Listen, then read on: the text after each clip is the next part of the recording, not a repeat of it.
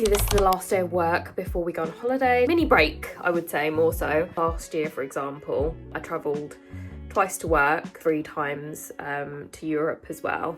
I have to have like quite a quick packing routine because more often than not, I'll be working the day before, working the day after, coming back as well. So I think it's important to kind of pack as little but as useful as possible. So that's what I'm gonna do. Show you what I'm bringing.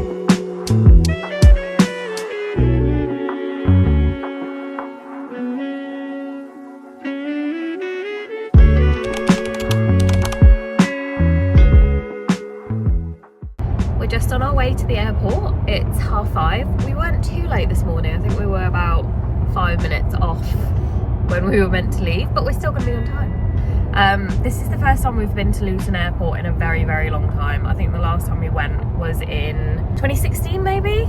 It's going to be an experience. This is the first time we're driving there as well, so see you on the other side.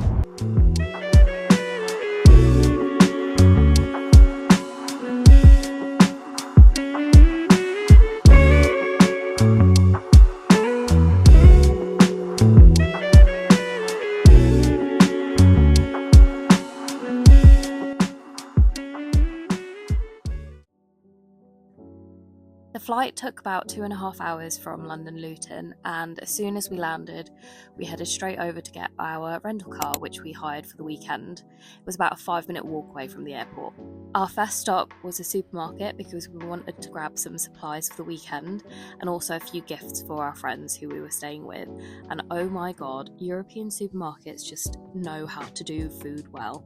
There was so much choice, so many different variations of things, and it was just so much better than the UK supermarket. So please, Waitrose, Sainsbury's, Tesco, take some note.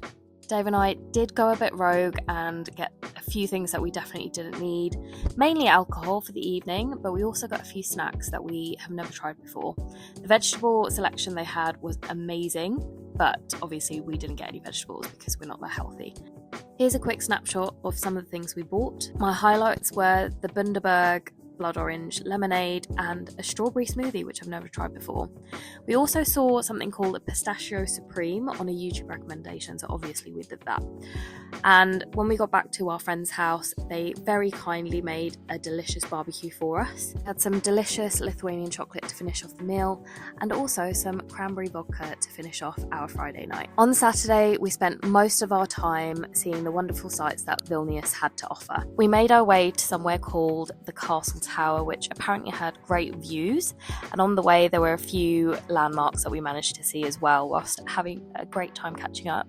We did a quick pit stop at a local Catholic church to have a look inside, and it was really beautiful, but we didn't spend too much time here. After a few minutes walk, we ended up at the bottom of the castle tower with a lovely view of the river as well whilst the sun was shining, and it was just a beautiful day for it, as you can see here. A quick wish was made at the wishing well before we got the funicular train up to the tower. So you can do this by foot, but we obviously did the train because we had kids with us, and it was about €3 for a return trip. The views were absolutely stunning. You obviously had the old town on one side, as you can see here, and on the other side was the newer, more metropolitan area. After the tower, we visited a street that had a load of popular restaurants and bars, and luckily the weekend that we went, it was, I think, a music festival, so there was a lot of musicians on the street playing their songs, singing. It was such a lovely day. One thing that was really striking about Vilnius is the variety of architecture that you can see, and they had loads of different shades of pastels and so many beautiful flowers surrounding them as well. Vilnius is definitely a foodie city, so you'll have plenty of options to choose from. We opted to go down the very traditional Lithuanian food route, and our friend recommended etno dvaras.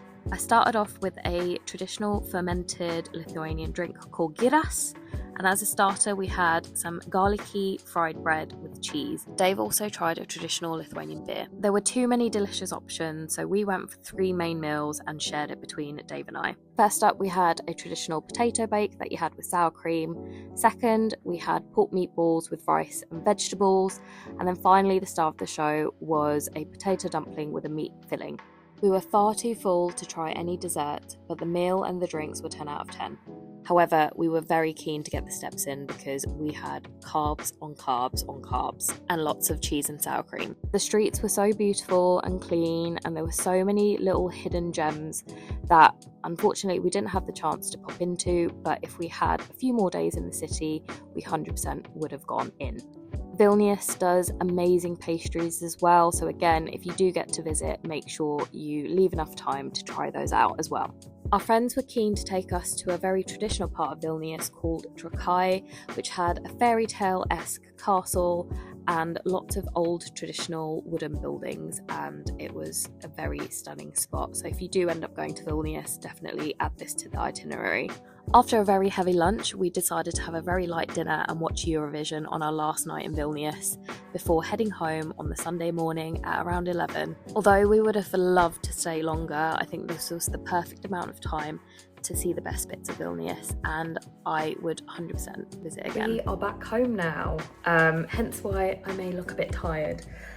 We got home about 2:30/3ish because we had to go and pick Milo up, so we're back home. Yeah, it was a really lovely time in Lithuania. We don't really get to see each other much, like all together, so it was really good to be with everyone, including the kids, including the other halves. Dave's outside watering plants. We are starting to flag a little bit because technically we woke up 5:30 UK time. It was about 7:30 in Lithuania. For dinner, we've had this planned, to be honest, before we left. We're gonna do kind of semi-homemade pizzas. Bought the kind of frozen bases, and we can basically do a top-up of whatever we wanted. So I think we're gonna do 2 types of pizzas. We're gonna do a pepperoni hot honey pizza and a ham and mushroom pizza. That is it for this video. I do hope you enjoyed the little intro into Lithuania. It was such a lovely city. It was so lovely to see how our kind of friends live as well, because they've got a beautiful house, beautiful lifestyle. And yeah, it was just a very kind of cultured, peaceful city, I would say. That's probably the best way I could describe it. I'm gonna close the video here. Hope you guys had a wonderful week, and I'll catch you next weekend.